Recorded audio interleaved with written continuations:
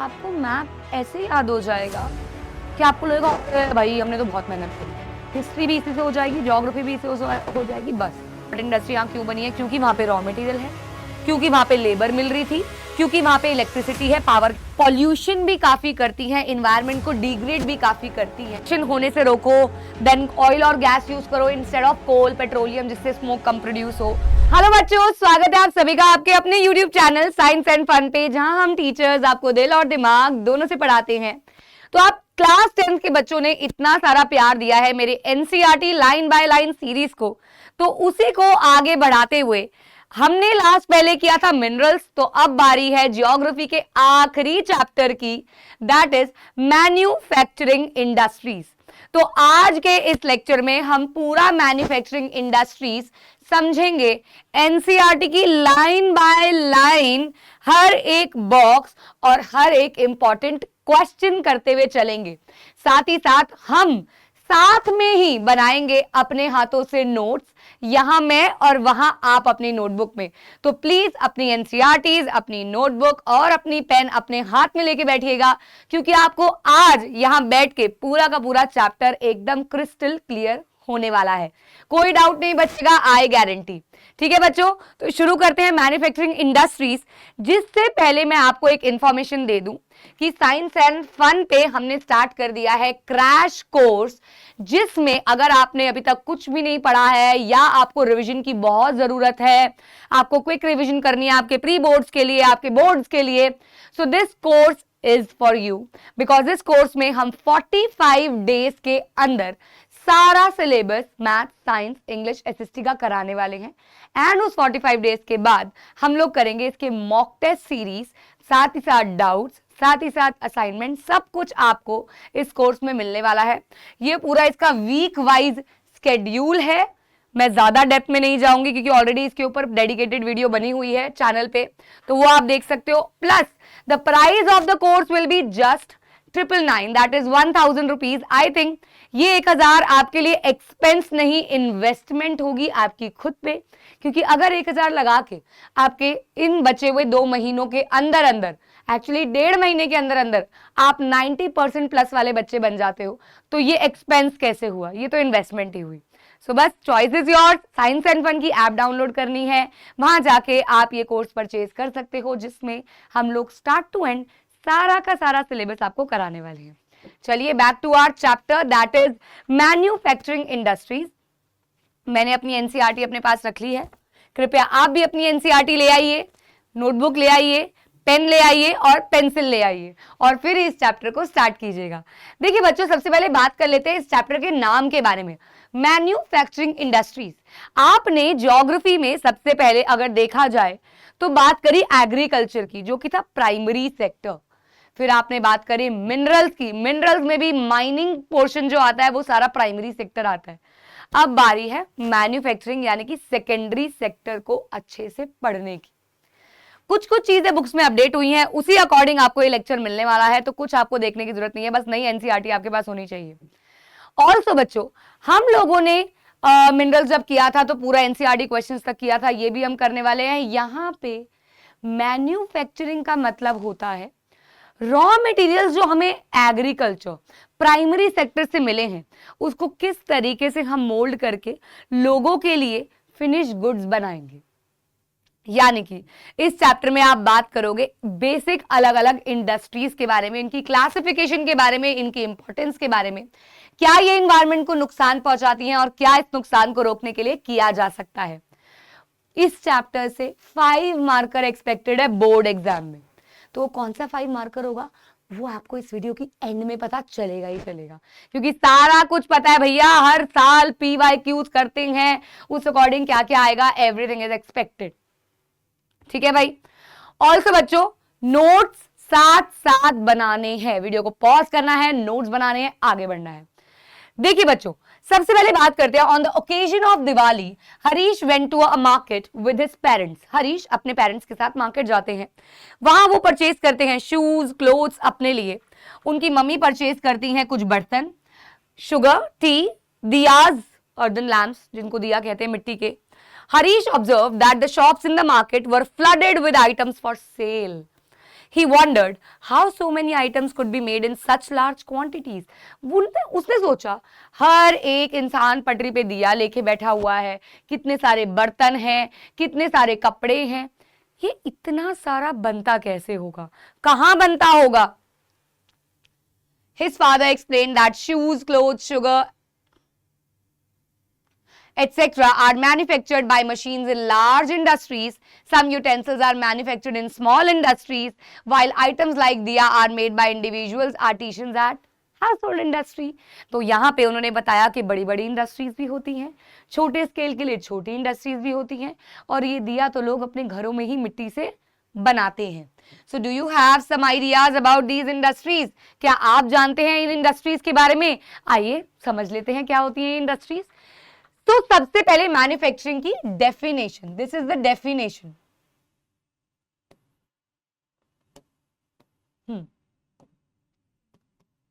ये है definition.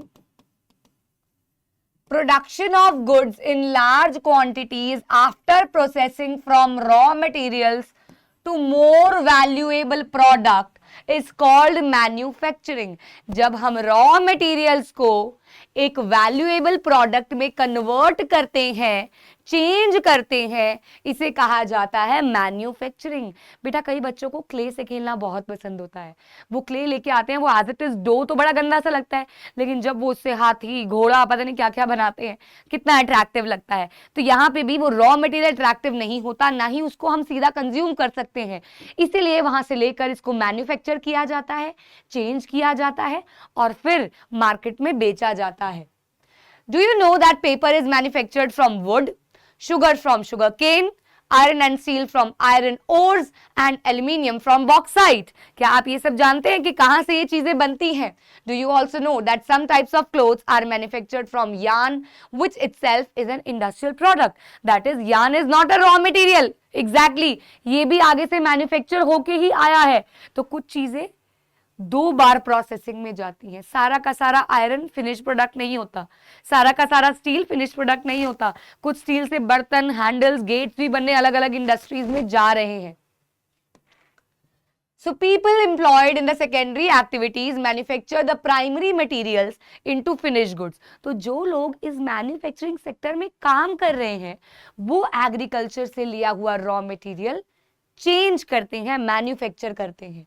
The workers employed in steel factories, car, brewers, textile industries, bakeries etcetera fall into this category only. जो भी production है, कुछ भी प्रोडक्शन हो रही है, वो सारी किस में आएगी?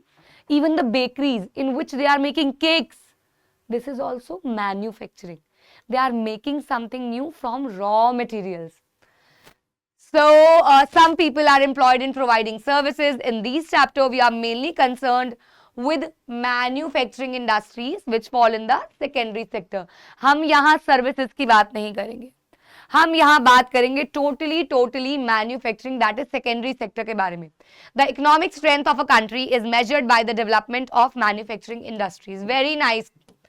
Please underline this with a, क्या कहते हैं इसको, कॉमास वाला जो होता है, inverted commas.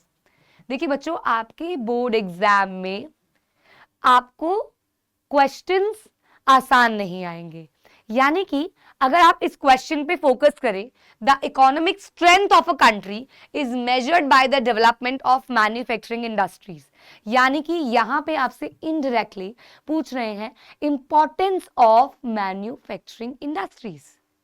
लेकिन आपको वो समझना पड़ेगा. क्वेश्चन ऐसे आएगा, आपको आइडेंटिफाई करना पड़ेगा whether they are asking for importance, for drawbacks, what they are asking for. तो यहाँ पे कह रहे हैं मैन्युफैक्चरिंग से ही पता चलता है देश के बारे में.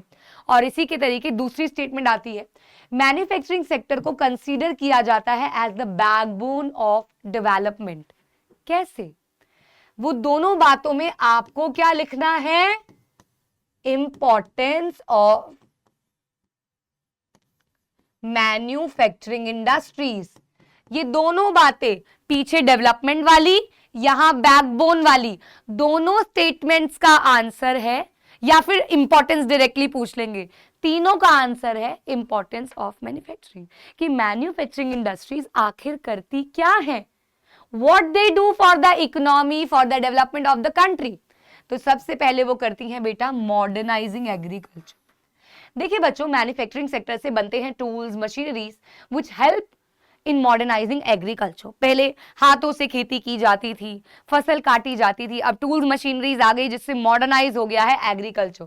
तो सबसे पहला काम यही होता है कि एग्रीकल्चर मॉडर्नाइज करता है, मतलब सॉरी, इंडस्ट्रीज मॉडर्नाइज करती हैं एग्रीकल्चर को। They also reduce the heavy dependence of people on agriculture income by providing them job. दूसरा पॉइंट, वो प्रोवाइड करती हैं जॉब्स। जब इंडस्ट्रीज बनेगी तो हैवी डिपेंडेंस ऑन एग्रीकल्चर कम हो जाएगी। अब लोग डिस्गाइज अनएम्प्लॉयड थे उसमें प्राइमरी में, now they have an option to shift to manufacturing sector, that is industrial sector. Industrial development is a precondition for eradicating unemployment. देखो उसी का मतलब सेम है, जॉब्स जनरेट करना।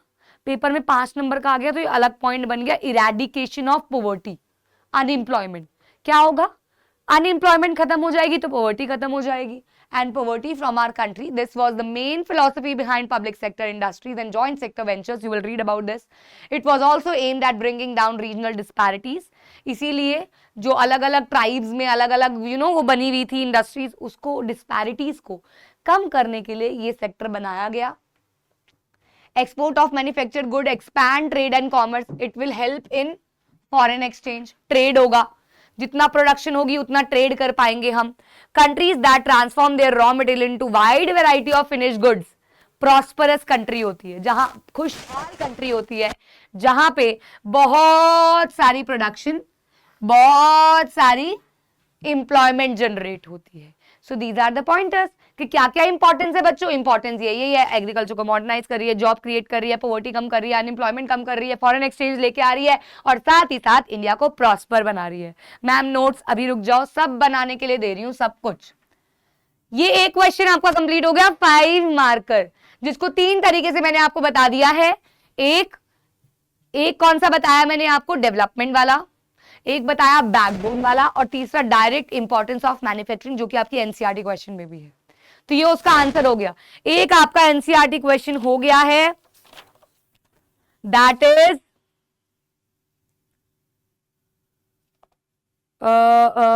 एनसीईआरटी में इंपॉर्टेंस ऑफ मैन्युफैक्चरिंग नहीं दे रखा है, बट इट इज इंपॉर्टेंट, नहीं दे रखा है इसमें, न्यू एनसीईआरटी में नहीं दे रखा है, पहले वाले में था, न्यू एनसीईआरटी में नहीं दे रखा है, but again it is important, very very important. यहां मैं मार्क कर देती हूं, वेरी इंपॉर्टेंट। तो एक 5 मार्कर आपने कर लिया।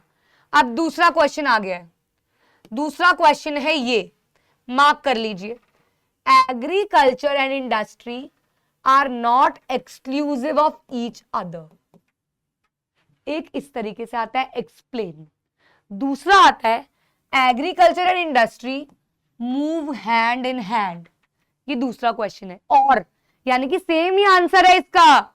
बेटा जी कह रहे हैं कि एग्रीकल्चर और इंडस्ट्री हाथ में हाथ दिए चलते हैं, मतलब कि देखा जाए तो आपका एग्रीकल्चर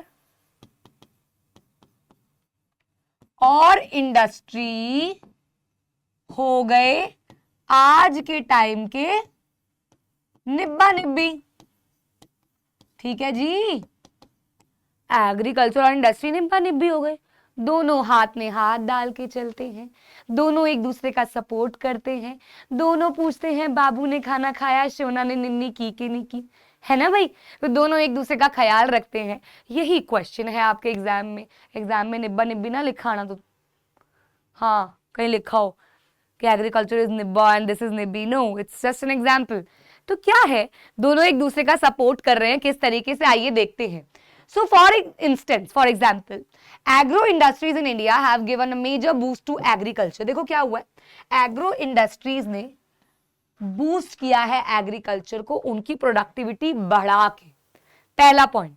दूसरा पॉइंट, इन्होंने रॉ मटेरियल्स प्रोवाइड करे इंडस्ट्रीज ने एग्रीकल्चर को, जिससे ये एक्सपैंड हुई।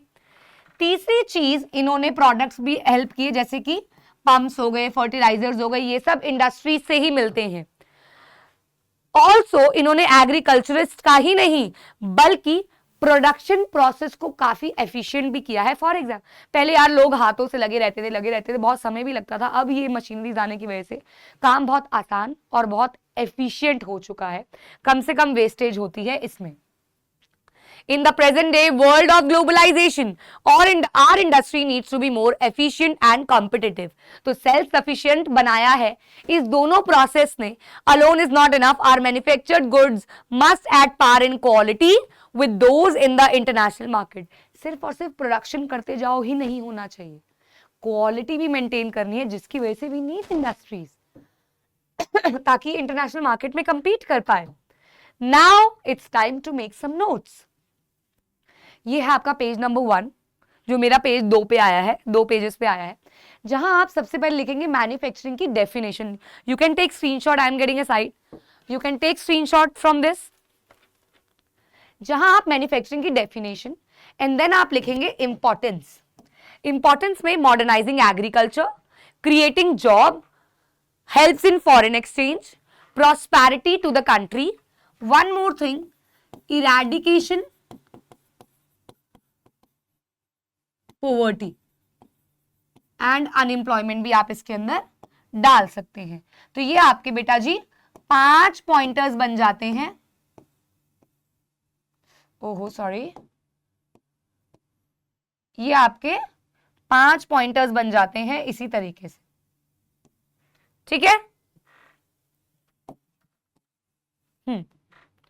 ये हो गए आपके 5 pointers. These are the headings, you need to explain them. Explanation मैंने अभी आपको एनसीईआरटी से बताई। इसके बाद आप लोग लिखेंगे एग्रीकल्चर और इंडस्ट्री एक दूसरे पे डिपेंड करती हैं, right. Agriculture industry go hand in hand, they are interdependent to each other, they are exclusive of each other. 3 तरीके से क्वेश्चन। तो कैसे? प्रोडक्टिविटी बढ़ाई, रॉ मटेरियल्स प्रोवाइड किए, काफी ज्यादा इनपुट्स प्रोवाइड किए, प्रोडक्शन को इजी बनाया, एफिशिएंट बनाया, और ट्रांसपोर्टेशन को डेवलप करने से एग्रीकल्चर के प्रोडक्ट्स और मैन्युफैक्चरिंग के प्रोडक्ट्स घर घर तक पहुंच पाए। अब आप बोलोगे transportation is a service activity, but वो ट्रांसपोर्ट बनाना, वो means banana is an industrial sector only, manufacturing sector only. अब बेटा आपकी न्यू एनसीईआरटी में एक्चुअल में फैक्टर्स अफेक्टिंग इज डिलीटेड, थोड़ा सा आगे इसके बारे में आएगा, बट मेरा मन था कि मैं आपको ये बता दूं, मेरा मन था मैं आपको ये समझा दूं, वो ये कि जब भी हम कोई इंडस्ट्री सेटअप करते हैं तो हम कुछ चीजों को ध्यान में रखते हैं। बेटा ये सारी चीजें आगे जब आप एक एक करके इंडस्ट्री को पढ़ोगे, वहां आप देखोगे कि एक एक करके पूछा जाएगा ये पर्टिकुलर इंडस्ट्री यहां क्यों बनी, तो वहां पे ये पॉइंटर सब में फिट हो सकते हैं। फॉर एग्जाम्पल आपसे पूछ लिया कॉटन इंडस्ट्री यहां क्यों बनी है, क्योंकि वहां पे रॉ मटेरियल है, क्योंकि वहां पे लेबर मिल रही थी, क्योंकि वहां पे इलेक्ट्रिसिटी है, पावर कहते हैं जिसको, क्योंकि वहां पे कैपिटल थी, क्योंकि वहां गवर्नमेंट पॉलिसीज बहुत ही आसान थी, near by to the market, बहुत सारे आप लिख सकते हो। तो ये सारे उसमें लागू होते हैं। तो जब हम कोई भी इंडस्ट्री की लोकेशन को देख रहे होते हैं, हम कुछ फैक्टर्स माइंड में रखते हैं।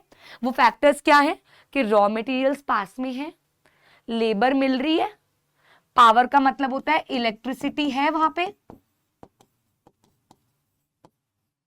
क्या वहां पैसा कैपिटल लगा सकते हैं, गवर्नमेंट की पॉलिसीज कैसी हैं, मार्केट के पास है कि नहीं है, पोर्ट फैसिलिटी है कि नहीं है, ये सब भी आपको देखना होगा, वाटर अवेलेबिलिटी है कि नहीं है, ये भी आपको देखना होगा। तो बहुत सारे फैक्टर्स इसके अंदर आप लोग ऐड कर सकते हो, ये सोच के कि अगर आपको इंडस्ट्री बनानी है तो आप कहां बनाओगे।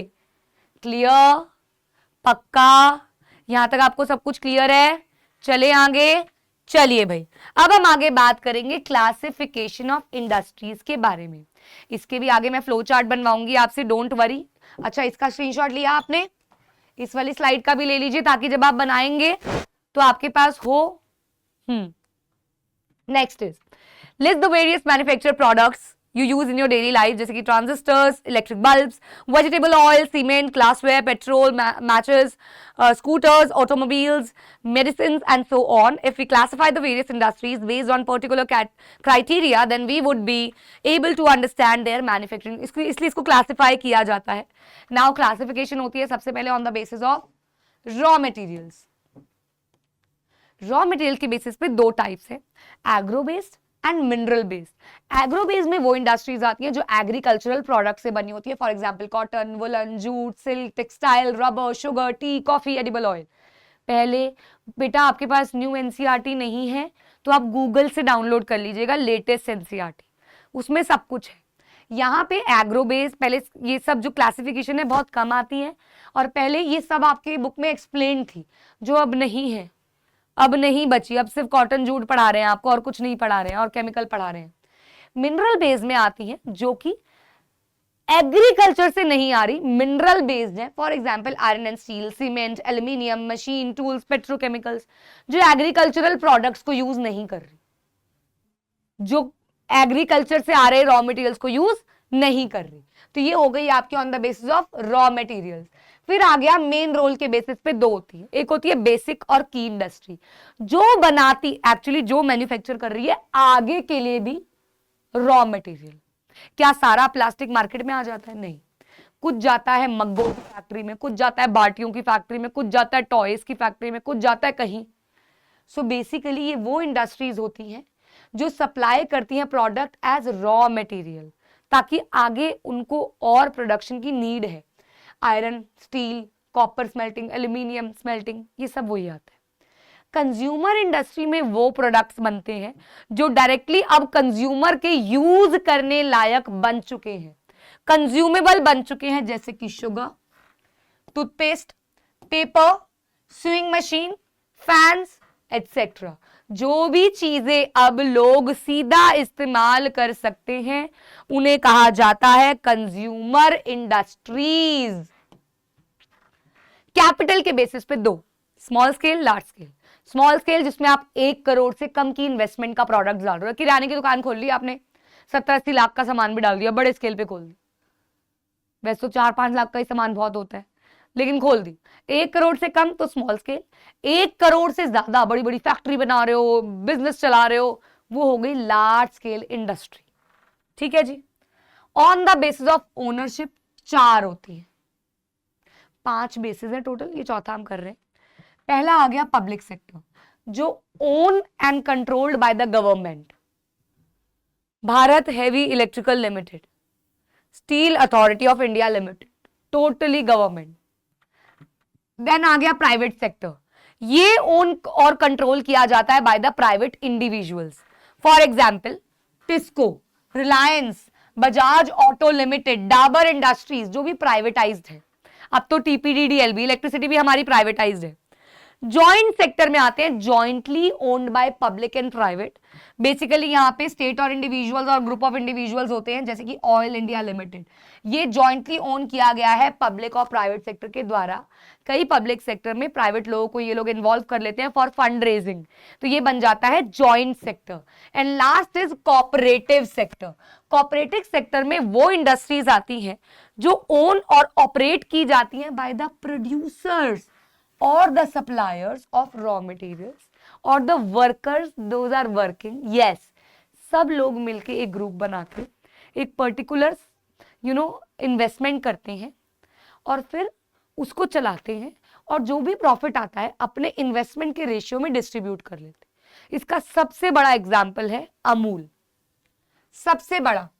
सच examples are sugar industry in Maharashtra, coir industry in Kerala, बहुत सारी है, बाकी अमूल तो है ही। अमूल दूध पीता है India. Last is based on the weight, बल्कि heavy industries and light industries. Heavy industry heavy product बनाने वाली, आयरन स्टील वगैरह यार। लाइट इंडस्ट्री छोटे छोटे गुड्स, स्विचेस बना दिए, वायर्स बना दी, इलेक्ट्रिकल गुड्स बना दिए, लाइट इंडस्ट्रीज में आती है। तो ये हो गया क्लासिफिकेशन। एंड नाउ उसी नोट्स के नीचे आपको ये फ्लो चार्ट बनाना है जहां आप classification on the basis of raw material, main role, capital invested, ownership, weight के बेसिस पे करेंगे। तो रॉ मटेरियल, एग्रो और मिनरल, साथ में प्लीज आप एग्जांपल्स भी दे दीजिएगा। मेन रोल में बेसिक और कंज्यूमर आ गई, कैपिटल में स्मॉल स्केल और लार्ज स्केल आ गई, ओनरशिप में पब्लिक, प्राइवेट, जॉइंट, कोऑपरेटिव आ गई, वेट में हैवी और लाइट इंडस्ट्रीज आ गई। ठीक है, प्लीज टेक स्क्रीनशॉट ले लो इसका। So let's move to another topic. यहां तक आई होप आप सभी बच्चों ने नोट कर लिया हो।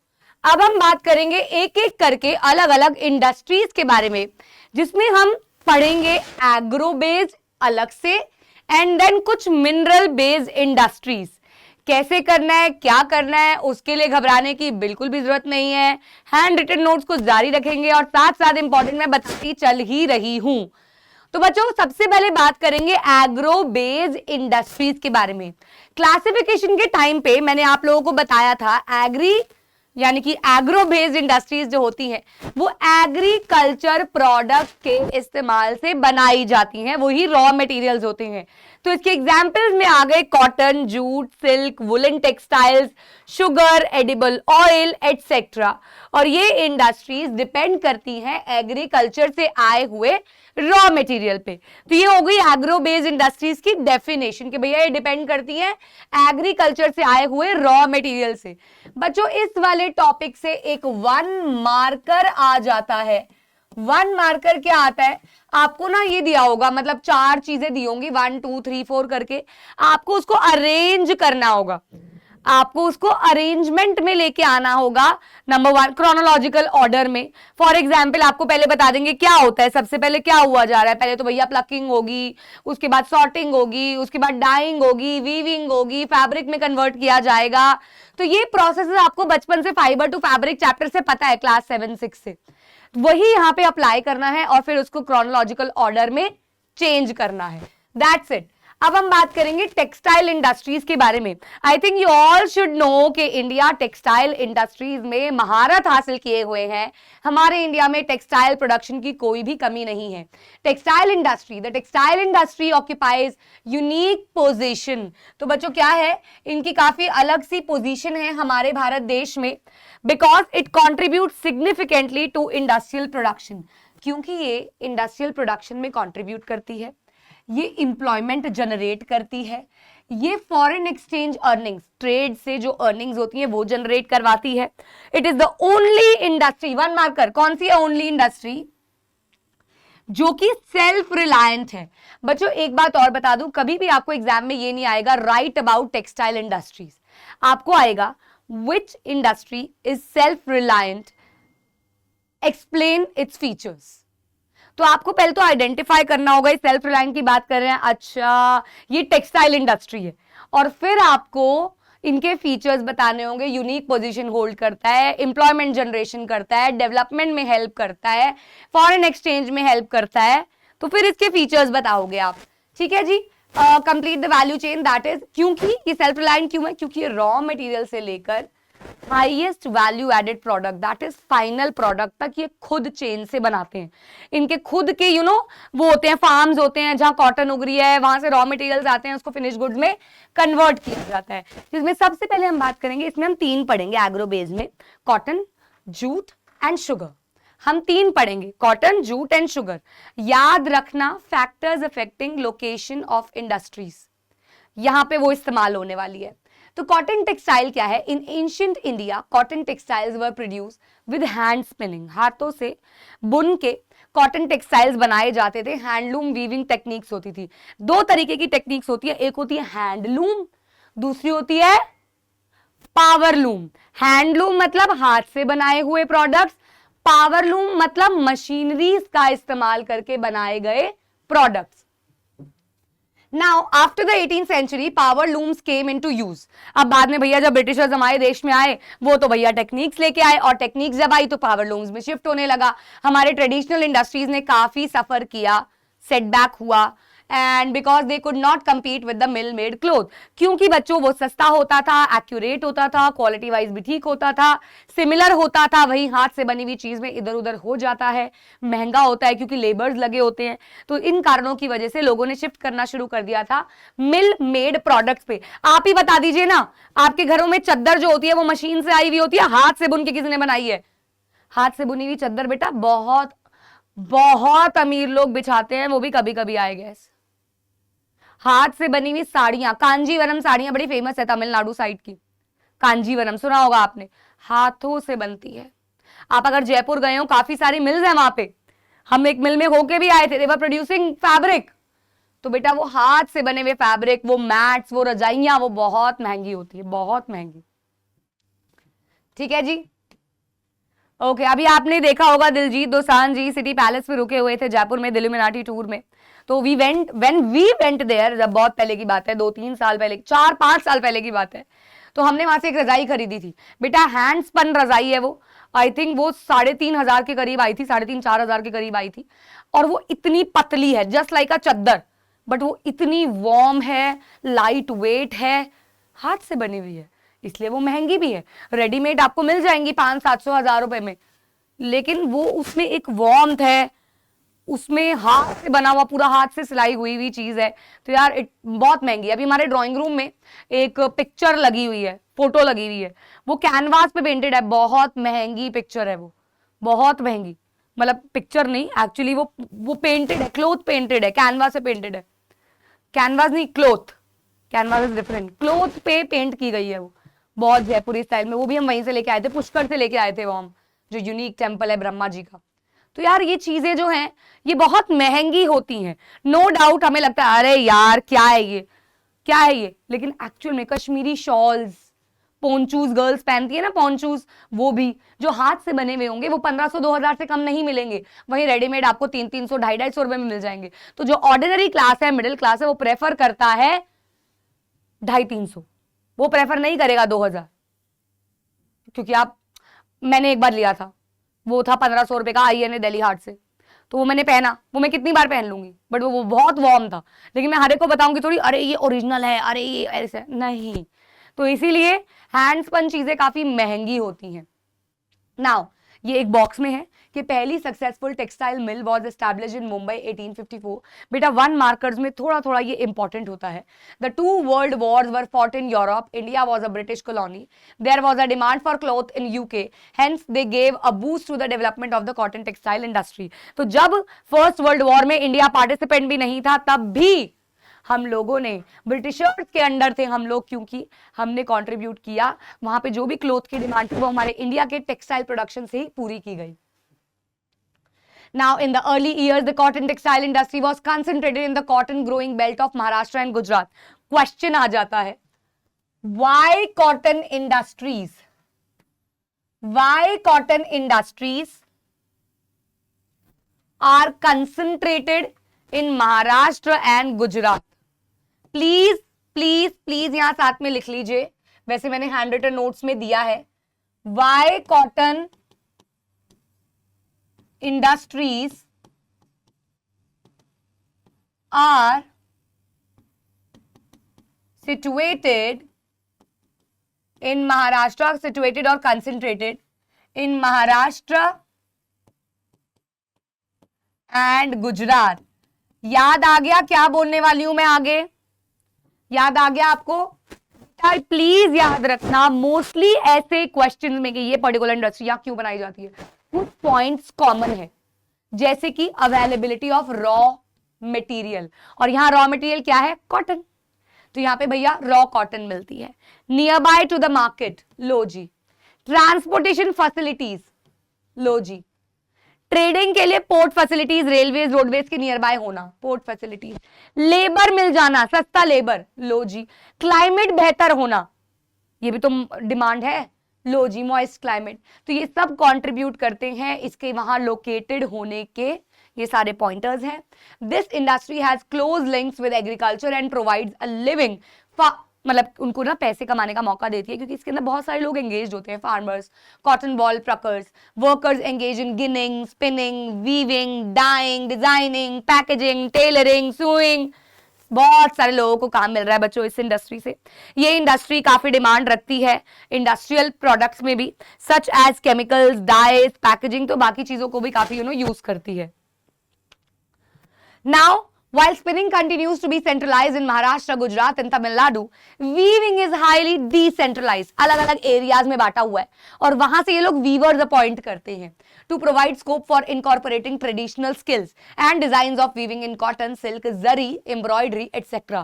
तो अलग अलग पार्ट्स ऑफ स्टेट्स, बेटा हमारा इंडिया बहुत डाइवर्सिफाइड है, तो अलग अलग लोगों के अलग अलग स्किल्स को इस्तेमाल करते हुए की जाती है हाथों से weaving. India has world class production in spinning, लेकिन वीविंग सप्लाई की जो क्वालिटी है वो उतनी सुपीरियर नहीं है. Weaving is done by handloom, powerloom and in mills. The hand-spun khadi provides large-scale employment to weavers in their homes as a cottage industry. तो भैया इनको काफी ज्यादा प्रोवाइड किया जाता है काम धंधा. Why did Mahatma Gandhi lay emphasis on spinning yarn and weaving khadi? Because khadi, बेटा उस टाइम पे आपने नेशनल इंडिया में भी पढ़ा है कि खादी इस्तेमाल करने से हम ब्रिटिशर्स को बॉयकॉट कर पा रहे थे, तो ये भी एक कारण था. Why is it important for our country to keep the mill sector loomage lower than powerloom and handloom, ताकि लोगों के पास एम्प्लॉयमेंट हो, इसलिए लोगों के पास एम्प्लॉयमेंट हो. तो this was cotton textiles. Now what will you do after this? जो आपने, मैं एक ही साथ करवा दूं कॉटन जूट और शुगर का हैंड रिटन, मैं एक ही साथ करवा दूंगी, आप लोगों के लिए इजी हो जाएगा. कॉटन जूट और शुगर का मैं एक साथ आपको हैंड रिटन पेज दे दूंगी, will take screenshot. Now let's move to another agro based industry which is jute industries. Jute textiles. India is the largest producer of raw jute and jute goods and stands at second place as an exporter after Bangladesh. Bangladesh is a number 1. India is a number 2. Most of the mills are located in West Bengal, mainly along the banks of Hooghly River. इसका question क्या बन गया? Why jute mills are concentrated in West Bengal near Hooghly Basin? क्या कारण है? क्या कारण है बच्चों? सारे कारण वही हैं, सारे कारण वही हैं. अभी बात करते हैं, इससे पहले एक बॉक्स देख लेते हैं. फर्स्ट जूट मिल सेटअप की गई कोलकाता में 1855 में एट रिश्रा नाम की जगह. After partition in 1947 the jute mills remained in India, but 3/4 of the jute mills जो थी वो पाकिस्तान की तरफ चली गई, बांग्लादेश. मैप बच्चों में फिर से आपको एक, मैंने मिनरल्स में भी ये बात कही थी कि बच्चे हमेशा मुझसे बोलते हैं ma'am map map map map map map map map map map map map map. तो मैं आपको ये बता दूं बच्चों, मैप जो होता है वो मेरे गाने से या बार बार बोलने से नहीं होता. सिंपल सा ट्रिक है मैप करने की, वो ये है कि आप अपने मैप पेज खोलिए, एक स्पेयर मैप लीजिए and start plotting. Ma'am important तो बता दो. इंपॉर्टेंट बताने का इकलौता तरीका ये है कि आप पूरा सिलेबस जब मेमोराइज लर्न कर लेंगे and whenever you will shift to sample papers, just do maps of 10 sample papers. That's it. कोई भी किताब आपने ली हुई है, 10 मैप आप उसके कर सकते हो. कोई भी किताब से मेरा मतलब ये है कि कोई भी किताब आप ले सकते हो. जैसे मेरे पास फिलहाल बहुत ही बेहतरीन किताब है, वो है शिवदास की एक किताब है जिसके अंदर आपको 5-10 सालों के पेपर मिल जाएंगे और साथ ही साथ प्रैक्टिस करने के लिए भी बोर्ड पेपर्स मिल जाएंगे इस साल के पैटर्न्स के अकॉर्डिंग. तो ये किताब मुझे बहुत पसंद है. मैं अपने सारे ऑफलाइन के टेस्ट वगैरह और असाइनमेंट इससे ही बनाती हूँ, मेरे पेड बैच के बच्चों को भी इससे प्रोवाइड करती हूँ, क्योंकि इसमें updated syllabus, updated questions format के अकॉर्डिंग ही सब कुछ मिल रहा है, सब कुछ मिल रहा है. तो आप क्या कर सकते हो, कुछ नहीं करना, आपको एक किताब खोलनी है, सॉल्यूशन इसके साथ है. आपको पहला सैंपल पेपर खोलना है, उसका मैप देखना है. अच्छा इसमें ये आ गया, ठीक है जी. देखो पहले सैंपल पेपर में ही factor responsible for concentration of jute industry in West Bengal आया हुआ है 5 नंबर में. ओके जी, पहला मैप खोल लिया. अच्छा इसमें क्या आया भाई, इसमें क्या आया, नर्मदा मूवमेंट का आ गया और हीराकुंड डैम आ गया. क्या आएगा, कोई भी मिल आएगी क्या? बहुत कम चांसेस है, बहुत कम चांसेस है कि कोई भी मिल प्लॉट करनी आपको आए. जनरली पोर्ट्स आते हैं, बट फिर भी आप जब ये करते चले जाएंगे 10 सैम्पल पेपर के 10 मैप, आपको मैप ऐसे याद हो जाएगा कि आपको लगेगा भाई हमने तो बहुत मेहनत करी. हिस्ट्री भी इसी से हो जाएगी, ज्योग्राफी भी इसी हो जाएगी. बस ऐसे मैप करो, ये मेरी राय है, तुम याद रखोगे मेरी ये राय, देख लेना. ओके अब आ गया वही फैक्टर्स रिस्पॉन्सिबल के भैया क्यों है। सबसे पहला proximity of the jute producing areas. Proximity का मतलब होता है नियर बाय, पास में है jute producing areas. Inexpensive water transport, सस्ता है। Supported by a good network of railways, roadways and waterways, ताकि ट्रांसपोर्टेशन एक्सपोर्ट अच्छे से हो सके। एब्यूंडेंट वाटर सप्लाई, चीप लेबर आसपास के एरियाज यूपी बिहार से। कोलकाता एज द, ये हो गया आपका पांचवा। कोलकाता एक लार्ज अर्बन सेंटर है जो कि banking, insurance, port facilities provide करता है। तो ये सारे कारण है जिसकी वजह से जूट मिल लोकेटेड है हुगली रिवर के पास, दैट इज वेस्ट बंगाल। हो गया, आंसर हो गया आपका, यहीं से मार्क भी हो गया। यही आपको हैंड रिटन में लिखना है, मैंने शॉर्ट में दिया है आपको हैंड रिटन में, आपको ऐसे लंबे लंबे पॉइंट्स लिख सकते हो आप। Last in agro based industry is sugar industry, sugar, चीनी। India stand second as a world producer of sugar, wow, but occupies the first place in the production of गुड़ समझते हो आप, and khandsari. Khandsari is the powder form of sugar। देसी खांड में गुड़ का शुगर होता है, गुड़ का चूरा होता है, एंड नॉर्मल खांड में चीनी का ही बूरा होता है, शक्कर।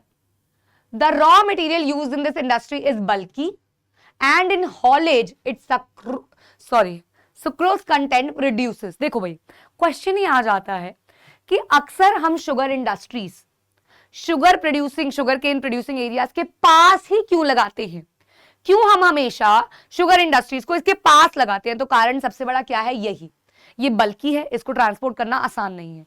दूसरी बात, अगर हम इससे लॉन्ग डिस्टेंसेस लेके जाएंगे तो इसका सुक्रोज, इसकी मिठास कम होती चली जाएगी।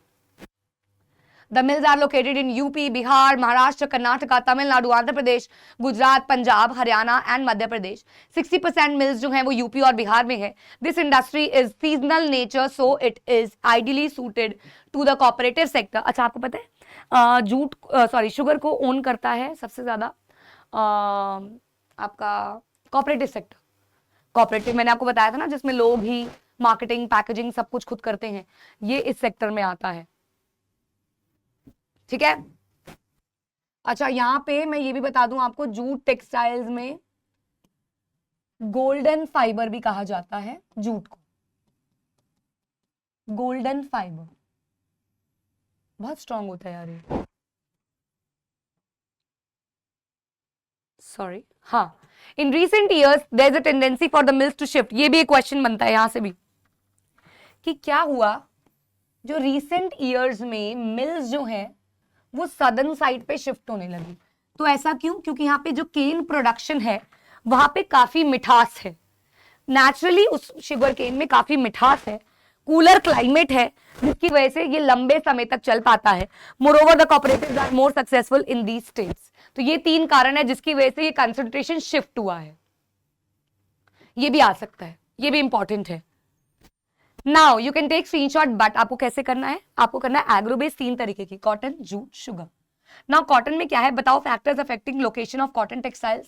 रॉ कॉटन मिलती है, मॉइस्ट क्लाइमेट है, ट्रांसपोर्टेशन है, मार्केट के पास है। जूट में क्या आ जाता है, बैंक ऑफ हुगली रिवर के पास वेस्ट बंगाल में क्यों सिचुएटेड है, proximity to Hooghly basin, inexpensive water transport, railways, roadways, waterways पाए जाते हैं, cheap labour from UP Bihar, port facilities हैं। शुगर केन में फील्ड्स के पास क्यों होती है, बल्कि है, पेरिशेबल है, खराब हो जाता है, सुक्रोज कंटेंट ज्यादा देर तक नहीं टिक पाता है। और एक और इसमें आ सकता है, why shifting to southern parts. क्यों शिफ्ट हो रहा है मैंने बताया, क्योंकि यहां पे हाई सुक्रोज कंटेंट है, कूलर क्लाइमेट है जिससे क्रशिंग सीजन काफी लंबा हो जाता है, और यहाँ काफी सेटल्ड कोऑपरेटिव्स भी है, काफी सेटल्ड कोऑपरेटिव्स भी हैं। तो I am getting a side, you can take screenshot, screenshot ले लीजिए इस वाले पेज का, ये आपके क्लासिफिकेशन के बाद आएगा।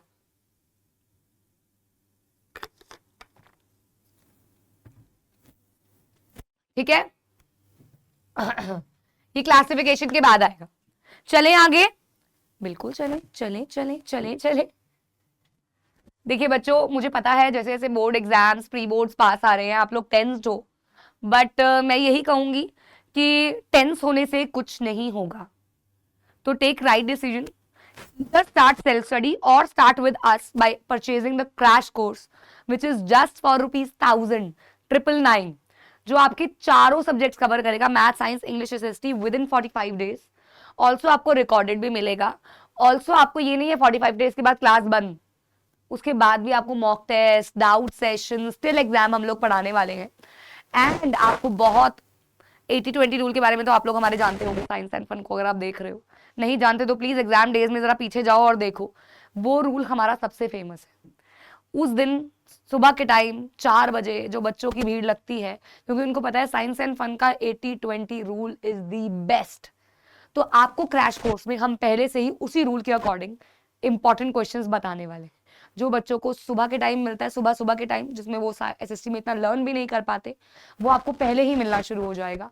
Not in just SST, in science, in maths, in English, in everything. तो मेक श्योर कि आप लोग इन्वेस्टमेंट कीजिए अपने लिए, या फिर आप प्लीज सेल्फ स्टडी स्टार्ट कर दीजिए। यही ऑप्शन है, यही ऑप्शन है। टेंस होने से अरे मेरा क्या होगा, चक्कर आ रहे, डिप्रेस होने से कुछ नहीं होगा। Start now, start now. Okay बाकी यार मैं बहुत कुछ चीजें ब्रॉडकास्ट पे, टेलीग्राम पे भेजती रहती हूँ, तो please join me on my Instagram, Reema Ashu गई इज द आईडी, रीमा गई, and on Telegram science and education के नाम से ही मिल जाएगा, जहां आपको पीडीएफ, पीपीटीज, असाइनमेंट सब कुछ मिलता रहता है। बाकी ऐप पे भी सब कुछ फ्री में मिल ही रहा है। Now let's move towards mineral based industries.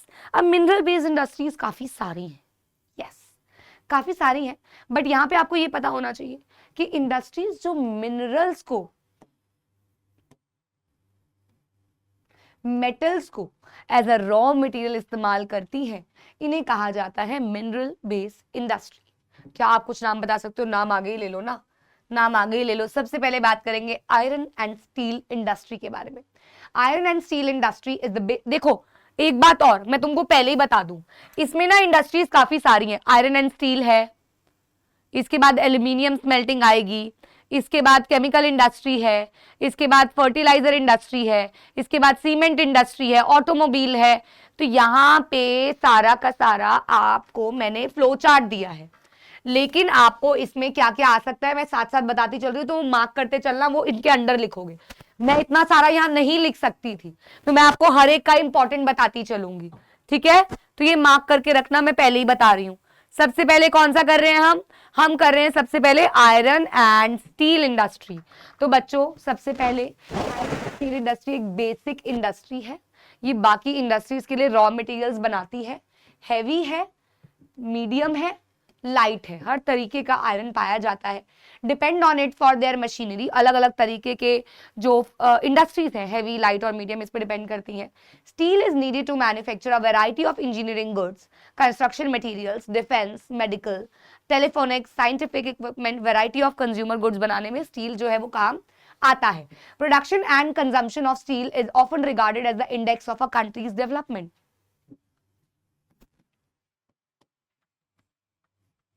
कितना आयरन एंड स्टील हम लोग प्रोड्यूस कर रहे हैं, वो कंट्री की प्रॉस्पेरिटी को दिखाता है कि वाह कितना अच्छा हमारे यहाँ पे प्रोडक्शन है, कितना अच्छा एक्सपोर्ट इंपोर्ट है, सब कुछ दिखाता है ये। So iron and steel is a heavy industry because all the raw material as well as finished goods are heavy, बल्कि हैवी ट्रांसपोर्टेशन कॉस्ट के साथ ये बनते हैं। Iron ore, coking coal, limestone, ये तीनों चीजें चाहिए होती हैं 4:2:1 के रेशियो में। सम क्वांटिटीज ऑफ मैंगनीज भी रिक्वायर्ड होती है स्टील को हार्डन अप करने के लिए। Where should the steel plants be ideally located? Remember, the finished products also need an efficient transport network for their distribution to the markets and consumers. आपके according कहाँ ये industries बनी होनी चाहिए? वही जहां सारे फैक्टर्स अवेलेबल हो, that is raw material, that is transportation, that is cheap labour, that is nearby to the market, that is port facilities, that is etcetera etcetera etcetera, सब होना चाहिए, तभी तो वहां पे बनेगी इंडस्ट्री। सो बच्चों, process of manufacturing of steel blast furnaces, क्या किया जाता है? रॉ मटेरियल लाया जाता है, आयरन ओर को मेल्ट किया जाता है, लाइमस्टोन को इन्वॉल्व किया जाता है और फिर बचता है कुछ रेजिड्यू। उस रेजिड्यू का नाम होता है स्लैग। स्लैग को रिमूव किया जाता है, कोक को बर्न किया जाता है। Coke is a type of coal, degraded coal. Molten material, अब पिग क्या होता है? पिग्स होते हैं जैसे बर्फ जमाने के मोल्ड्स होते हैं ना, वैसे पिग्स होते हैं। इसके अंदर डाला जाता है पिघला हुआ iron. Pig iron is further purified by melting and oxidising impurities. Manganese, nickel, chromium को ऐड किया जाता है। Then rolling, processing, casting and forging, यानी कि इसको शेप दी जाती है और बनाया जाता है। मैम एग्जाम में आएगा? नो, एग्जाम में नहीं आएगा।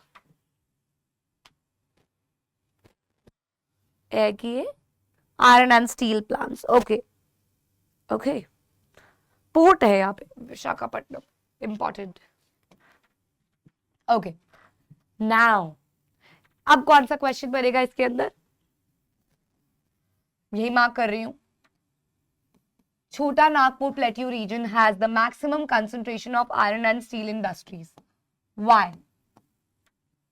व्हाई? बिकॉज नेटिव एडवांटेजेस हैं भैया यहाँ पे, जैसे कि low cost of iron ore, high grade raw materials पास ही में, इन प्रॉक्सिमिटी, चीप लेबर, सस्ती लेबर मिल जाती है, काफी ग्रोथ का पोटेंशियल है, काफी आप ग्रो कर सकते हो। So this is iron and steel. Now, the second mineral-based industry is aluminium smelting. Aluminium smelting is the second most important metallurgical industry in India. ये light है, resistant to corrosion है।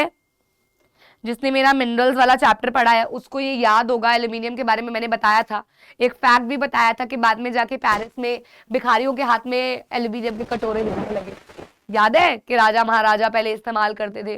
Please guys, very very beautiful lecture it is, minerals and energy resources का। एक एक line by line मैंने NCERT से पढ़ाया है।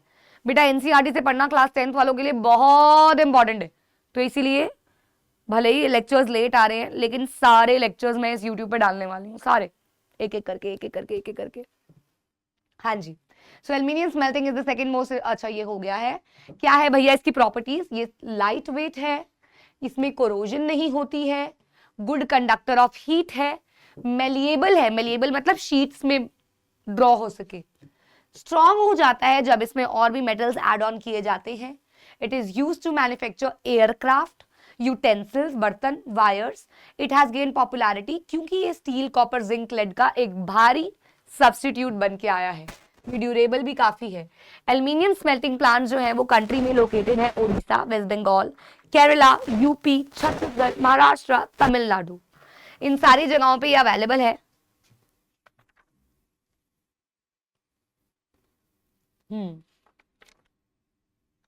जस्ट अ सेकंड, हाँ सारी जगहों पे अवेलेबल है।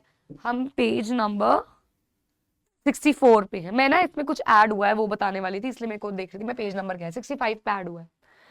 Aluminium smelting plants in the country are located.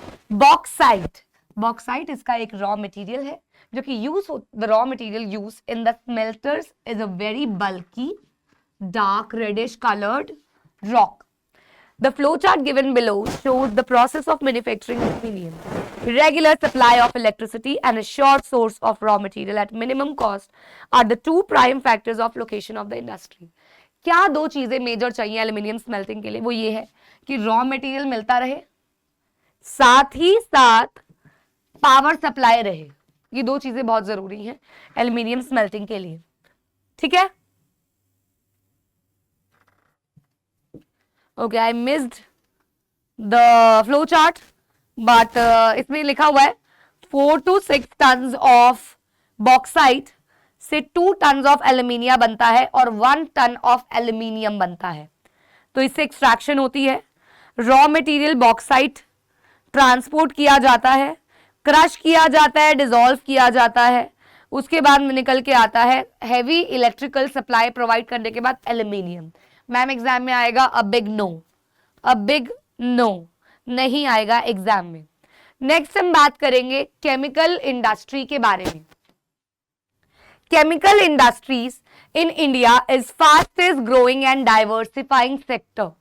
ये कंप्राइज करती है both large scale and manufacturing unit. Rapid growth has been recorded inorganic और ऑर्गेनिक. ऑर्गेनिक मतलब नेचुरल, इनऑर्गेनिक मतलब जो ह्यूमन ने केमिकल्स के थ्रू बनाया है, काफी ग्रो कर रहे हैं. इनऑर्गेनिकल केमिकल्स में आते हैं सल्फ्यूरिक एसिड, जो कि फर्टिलाइजर्स इंडस्ट्रीज में काफी काम आता है, सिंथेटिक फाइबर्स में, प्लास्टिक्स में, एडहेसिव में, एडहेसिव समझते हो, फेविक्विक वगैरह जैसे होते हैं, पेंट्स में, डाइज में. Nitric acid, alkali, soda ash to make glass, soaps, detergents and caustic soda. These industries are widely spread over the country. हर जगह है. Organic chemicals include petrochemicals, which are used for manufacturing synthetic fibers, synthetic rubber, plastic, dye stuff, drugs and pharmaceuticals. Pharmaceuticals मतलब medical, medicines वगैरह, ये पता होना चाहिए.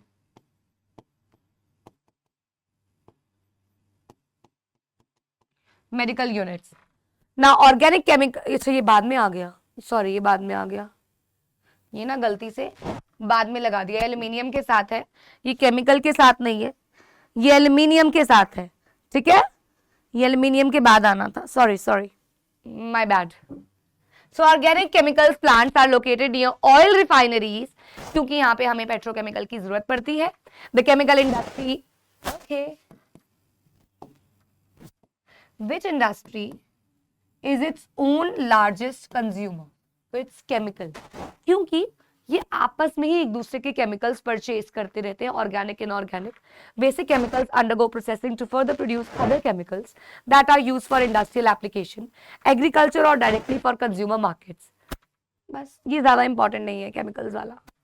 Chemicals, fertilisers इतने ज्यादा इंपॉर्टेंट नहीं है, लेकिन इसके बाद वाला आईटी वाला है. ओके.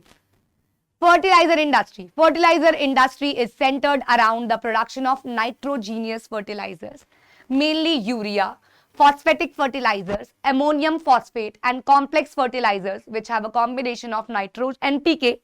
यार फर्टिलाइजर्स क्या हैं जो फार्मर्स के लिए इस्तेमाल किए जाते, फार्मर्स इस्तेमाल करते हैं अपनी प्रोडक्शन को बेटर करने के लिए. तो इसमें एनपीके यूज होता है, nitrogen, phosphate and potash. Third, that is potash is entirely imported, as the country does not have any reserves of commercially usable potash. बेटा जी पोटेशियम पूरा का पूरा इंपोर्ट किया जाता है, हमारे यहाँ पे इतने उसके सेटअप्स नहीं है, बनता है लेकिन इतना भी नहीं बनता है. आफ्टर द ग्रीन रेवोल्यूशन ये इंडस्ट्री ने काफी एक्सपैंड किया है, specially in the areas where farming is done. Gujarat, Tamil Nadu, Uttar Pradesh, Punjab, Kerala contribute towards half of the fertilizer production.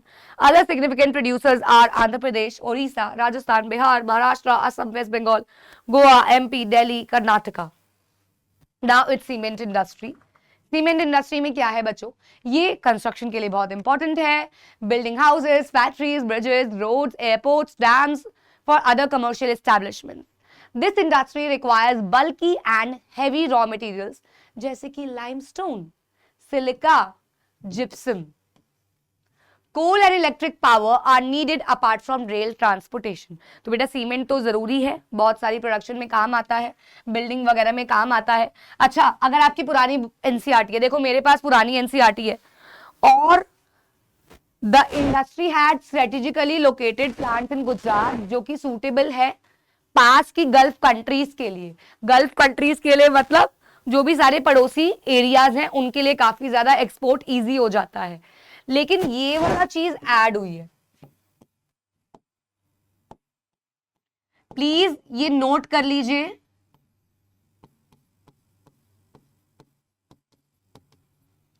ये 3 लाइनें ऐड हुई है न्यू एनसीईआरटी में कि पहला सीमेंट प्लांट जो था वो चेन्नई में सेटअप किया गया 1904 में. ये इस बार एडिशन है न्यू एनसीईआरटी में. तो जिसके पास भी न्यू नहीं है वो ये नोट कर लो, मतलब जिसकी भी एनसीईआरटी में ये नहीं है. न्यू मतलब ये नहीं आपने इसी साल खरीदी है, इसी साल भी पुराने सालों की बिकी है. तो नई बुक मतलब मैं नई ताजी ताजी नहीं कह रही, मैं न्यू एडिशन कह रही हूँ. तो after independence the industry expanded. सबसे पहले चेन्नई में बनी 1904 में. ये एड ऑन है, इस चैप्टर में इकलौता यही चीज है जो ऐड हुई है. Next is automobile industry. यार ऑटोमोबाइल्स प्रोवाइड करते हैं vehicles for quick transport of goods, services, passengers, trucks, buses, cars, motorcycles, scooters, 3 wheelers, multi utility vehicles, जैसे टेम्पू वगैरह, ये सब अलग अलग सेंटर्स में मैन्युफैक्चर किए जाते हैं। आफ्टर द लिबरलाइजेशन यानी कि removal of trade barriers, coming in of new and contemporary models stimulated the demand for vehicles in the market, which led to the healthy growth of the industry including passenger cars, 2 and 3 wheelers। बेटा जिस तरीके से भाग रही है population उसी तरीके से भाग रही है ट्रांसपोर्टेशन बच्चों। मेन सेंटर्स कहाँ हैं इसके? Delhi, Gurugram, Mumbai, Pune, Chennai, Kolkata, Lucknow, Indore, Hyderabad, Jamshedpur and Bengaluru. These are the mineral based industries। ये वाला अभी मैं एक्सप्लेन कर रही हूँ। Oh sorry, I'm sorry, undo। हाँ, ये वाला अभी मैं एक्सप्लेन कर रही हूँ, ये वाला इंफॉर्मेशन टेक्नोलॉजी। लेकिन तब तक इसको स्क्रीनशॉट ले लीजिए और जितना मैंने साथ साथ बताया उसको नोट करना है। बेटा एग्जाम में सबसे ज्यादा important iron and steel, aluminium smelting है। ये थोड़े थोड़े कम आते हैं, इसके बाद ये वाला इंपॉर्टेंट है, थोड़ा थोड़ा कम आता है। प्लीज टेक स्क्रीनशॉट फटाफट से। एंड अब हम पढ़ेंगे information technology and electronics industries के बारे में। तो बच्चों, the electronics industries covers a wide range of products from transistors sets to television, telephone, cellular telecom, telephone exchange, radars, computers and many other equipments required by the telecommunication industry। तो ये सारी चीजें electrical industry cover करती है। Bengaluru has emerged as the electrical capital of India। 1 marker। Other important centers of electronic goods are of course Mumbai, Delhi, Hyderabad, Coimbatore, Pune, Chennai, Kolkata, Lucknow. The major industry concentration जो है वो है बेंगलुरु में, नोएडा में, मुंबई, चेन्नई, हैदराबाद, पुणे।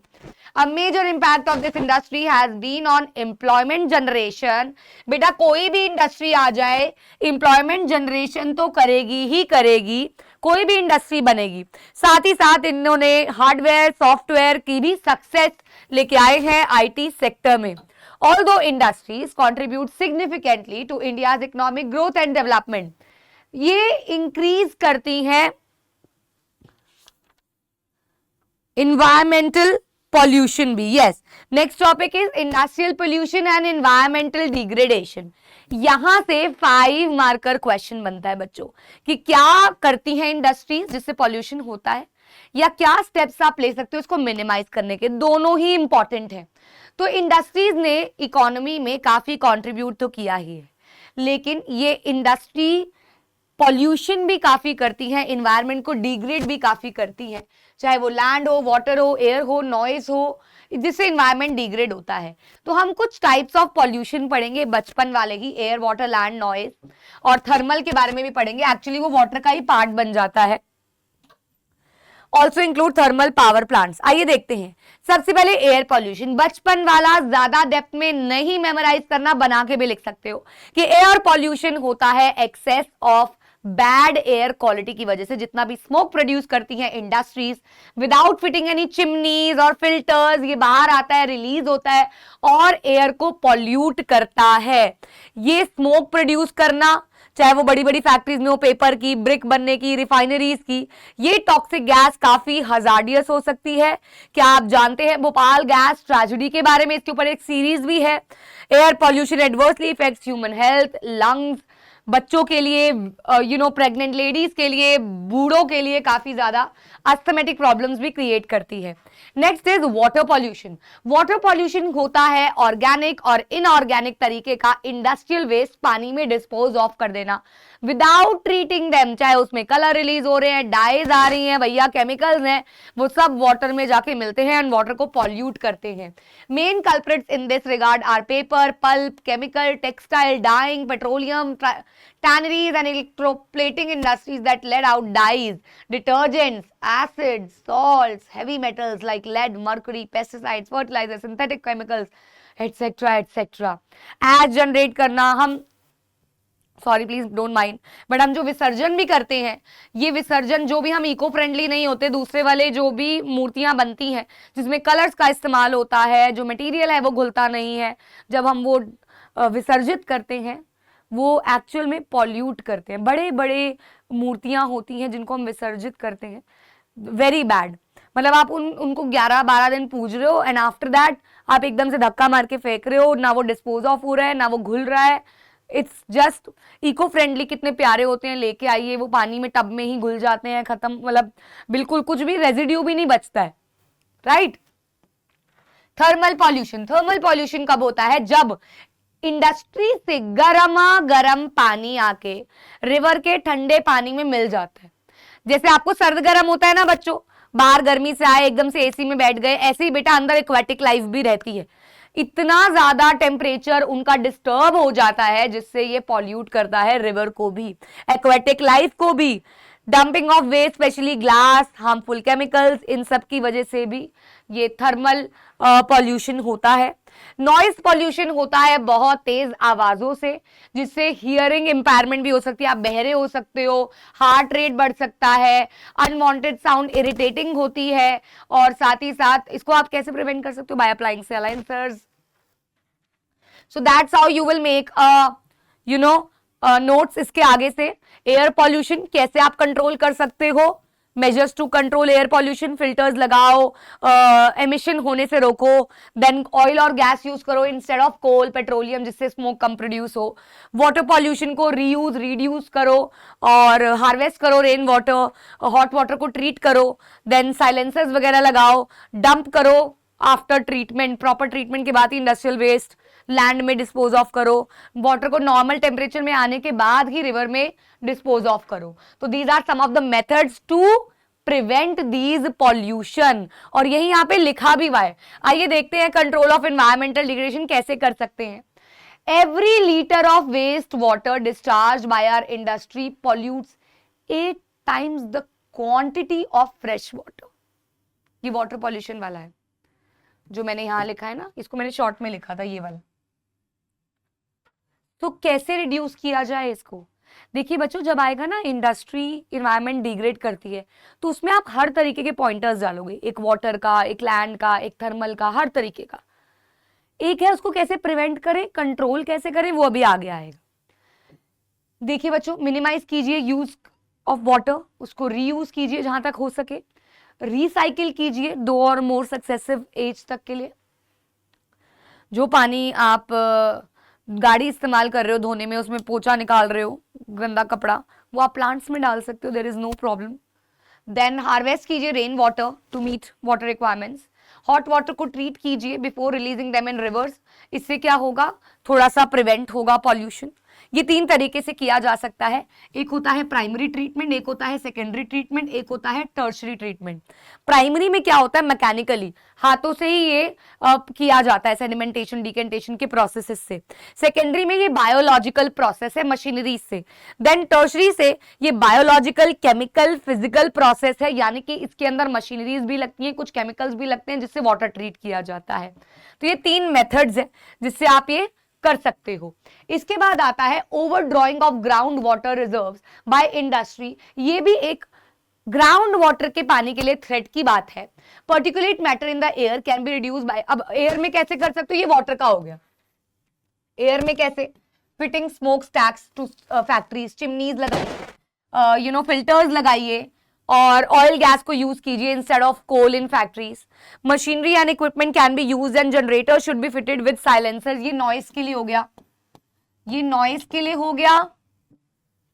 यहां से एयर वाला हो गया, ये वाटर वाला था, बीच में से ही सब निकल रहा है। Almost all machineries can be redesign जिससे उसमें कम से कम आवाज निकले। And the challenge of sustainable development requires integration of economic development and environment. मतलब सब मिलके अगर करेंगे ना सस्टेनेबल तरीके से, तभी हर चीज कंट्रोल में आ पाएगी, अदरवाइज अंडर कंट्रोल नहीं रहेगी। ठीक है। सॉफ्टवेयर टेक्नोलॉजी पार्क, इसमें से ना दिल्ली वाला, ये नोएडा वाला बहुत आता है, वेरी इंपॉर्टेंट। तुम कहते हो ना मैम इंपॉर्टेंट बताओ, वेरी इंपॉर्टेंट। ये वाला बहुत आता है, नोएडा वाला। आपको एग्जाम्पल दे देंगे और पूछेंगे कि सॉफ्टवेयर टेक्नोलॉजी पार्क बताओ, मार्क करना होगा आपको। नोएडा वाला आता है, ये तो आता है, नोएडा वाला सबसे ज्यादा आता है। Okay, now how to control. इसके अंदर एनटीपीसी एक मेथड है, एनटीपीसी के भी नोट्स बनेंगे। एनटीपीसी क्या है, नेशनल थर्मल पावर कॉर्पोरेशन। ठीक है। अब इसके अंदर क्या है, ये एक मेजर कॉरपोरेशन है जिसने कहीं ना कहीं नेचर को प्रिजर्व करने के लिए कुछ स्टेप्स लिए। क्या क्या स्टेप्स लिए आइए देखते हैं। सबसे पहला स्टेप, ऑप्टिमम यूटिलाइज किया इक्विपमेंट्स को, दैट इज बिना वेस्टेज के इन्होंने यूटिलाइज करना शुरू किया। वेस्ट मिनिमाइज किया ताकि यूटिलाइजेशन मैक्सिमाइज हो सके। आपने अगर सुना हो, ये शार्क टैंक पे भी आए थे और हमने एक रीसेंट एक महाराजा अग्रसेन में इवेंट भी जज किया था, जहां एक बच्चा भी ये कंसेप्ट लेके आया था। शुगर केन का जितना भी रेजिड्यू होता है, बचा कुचा होता है, that can be used to generate ethanol. और मतलब ये एक रेवोल्यूशन होने वाला है आगे आने वाले टाइम में। तो people are working on it, ethanol के प्लांट्स लगाए जा रहे हैं on a large scale. It needs a very good investment, काफी बड़ा प्रोजेक्ट होता है ये। तो इसी तरीके से ऐश को अगर हम रेजिड्यू को यूटिलाइज कर लेंगे, इससे वेस्ट जनरेशन कम होगा। अब हम वेस्ट को ही यूज करके इथेनॉल बनाएंगे जो पावर जनरेशन में भी हेल्प कर सकता है। ग्रीन बेल्ट्स लगाएंगे ताकि इकोलॉजिकली काफी हरा भरा रहे, और अफॉरेस्टेशन यानी कि पेड़ लगाएंगे। इन्वायरमेंटल पॉल्यूशन को रोकेंगे, कैसे? ऐश पॉन्ड मैनेजमेंट, साफ किया जाएगा, सबको रिसाइकलिंग की जाएगी, और जितना भी लिक्विड वेस्ट है उसको मैनेज किया जाएगा। लास्ट इज मॉनिटर किया जाएगा हर एक के रिव्यू को, और इसे सब कुछ डेटाबेस रखा जाएगा ताकि हर एक इंफॉर्मेशन विद इन सेकेंड्स निकल पाए। तो डेटाबेस मैनेजमेंट की जाएगी जिसके अंदर पूरे पावर स्टेशंस लगाए जाएंगे जहां सब कुछ नोट डाउन किया जाएगा और देखा जाएगा। Now this is what you will make at the end of the chapter, that is you will write about the NTPC pointers and steps to minimize environmental degradation and environmental pollution। यहाँ पे आप हर एक लिखोगे, हर एक, setting up chimneys, implementing silencers, अलग अलग आप treating hot water, mixture में you will write, because they are not asking वो air pollution कैसे कर रहे हैं, water कैसे कर रहे हैं, they are saying क्या आप करो जिससे इंडस्ट्री का पोल्यूशन कम हो जाए, इंडस्ट्री के द्वारा जनरेट किया गया। अब वो जनरेट तो हर स्फेयर में करती है, तो आपको 5 पॉइंटर हर स्फेयर के डालने हैं। क्लियर? पक्का पक्का clear? This was your complete chapter of manufacturing industries with all the expected questions जो मैंने मार्क कराए हैं, with all the expected notes. यही नोट्स बनेंगे। एंड आई रियली वांट, जो भी बच्चा ये लेक्चर देखेगा और जो बच्चा ये नोट्स बनाएगा, उसे एक काम करना है बस। वो काम ये है कि आपको मुझे सुंदर सी पीडीएफ बना के मेल करनी है, रीमा घई 95@gmail.com पे यहां आपको मेल करनी है, so that I can see कि किस किसने ब्यूटीफुल ये नोट्स बनाए हैं, क्योंकि बहुत सारे ऐसे बच्चे हैं जिनको नोट्स से ही याद होता है। तो ये आपको बहुत हेल्प करेगा बच्चों। साथ ही साथ आपको टेलीग्राम पे ज्वाइन होना है, लिंक डिस्क्रिप्शन में मिल जाएगा, क्योंकि ये पीपीटी वहीं आएगी जहां सारे बीच में हैंड रिटन नोट्स बने हुए हैं। कई बच्चे लिखना नहीं चाहते, उनको बस बने बनाए चाहिए, तो ये आपको हेल्प करेगा। साथ ही साथ आपको इसके फ्लो चार्ट की पीडीएफ आ जाएगी, इंपॉर्टेंट क्वेश्चंस की पीडीएफ आ जाएगी। तो टेलीग्राम जरूर ज्वाइन कर लेना। साथ ही साथ इंस्टा का ब्रॉडकास्ट चैनल यानी कि फॉलो करना होगा, उसमें रीमा आशु घई इज इंस्टा आईडी। ठीक है, ये बेटा 3 चीजें कर लेना, हर जगह हर दम तक बोर्ड तक आपके साथ रहेंगे, चाहे आप भूल जाओ या याद रखो, बट हम साथ रहेंगे। अच्छा, अब ऐसे तो चैप्टर को खत्म नहीं करूंगी, एनसीईआरटी क्वेश्चंस डिस्कस करेंगे और साथ ही साथ डिस्कस करेंगे हम इसके कुछ मेरे हिसाब से टॉप क्वेश्चंस। तो इस चैप्टर के सबसे ज्यादा टॉप क्वेश्चंस जो बनते हैं वो ये बनता है, manufacturing industries are considered the backbone of economic development. That is you will write importance of industries in this question, जो मैंने बनवाए भी थे आपसे पॉइंटर्स, मॉडर्नाइजिंग एग्रीकल्चर वगैरह वगैरह। How industries lead to environmental degradation, इसमें कॉजेज और क्योर दोनों, मिनिमाइज कैसे करते हैं, कंट्रोल कैसे करते हैं और क्या क्रिएट करते हैं। थोड़ा सा location of industry, iron and steel का आ गया, जूट का आ गया, किसी का आ गया, ये भी आ सकता है। बाकी हाँ है तो बहुत कुछ इंपॉर्टेंट, बट थोड़ा सा अगर आप इसको फिल्टर आउट करो तो ये कुछ इंपॉर्टेंट क्वेश्चंस हैं, बाकी तो बहुत सारे हैं। बहुत सारे जैसे ऑटोमोबाइल इंडस्ट्रीज है, या आईटी सेक्टर पे आ जाता है क्वेश्चन, इंफॉर्मेशन टेक्नोलॉजी पे आ जाता है, इलेक्ट्रिकल पे आ जाता है, एल्यूमिनियम स्मेल्टिंग पे आ जाता है, आने को तो बहुत कुछ है, agriculture and industries go hand in hand वाला आ जाता है, तो आने को तो बहुत सारे हैं, बट ये थोड़ा सा टॉप 3 क्वेश्चंस हैं. I know you need to take screenshot of the previous slide as well. ये ले लो स्क्रीनशॉट और ये मैं हटा देती हूँ, अब पीपीटी में चला जाएगा खामखा. हाँ, and this one, PYQs.